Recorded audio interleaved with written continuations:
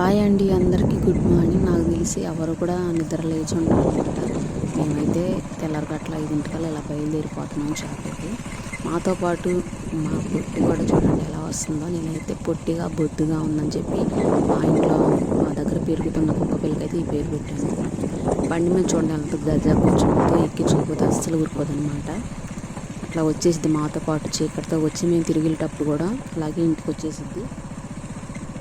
చూడండి ఎలా కూర్చొని ఉందో. చాలా గొడవ చేసేసింది. దగ్గరికి వెళ్ళిన తర్వాత అయితే బండి దిగేసి నడుచుకుంటూ వెళ్ళిద్ది అనమాట. ఈ మధ్యలో మాత్రం బండికి కూర్చునిద్ది. డైలీ ఇలాగైతే పొద్దున్నే చెరువు దగ్గర చేపలకైతే మేము ఇట్లా వెళ్తూ ఉండాలి.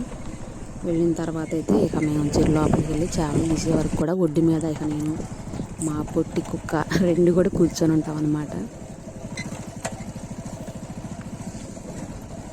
చూడండి దగ్గరికి వచ్చేటప్పటికి దిగేసిద్ది బండి.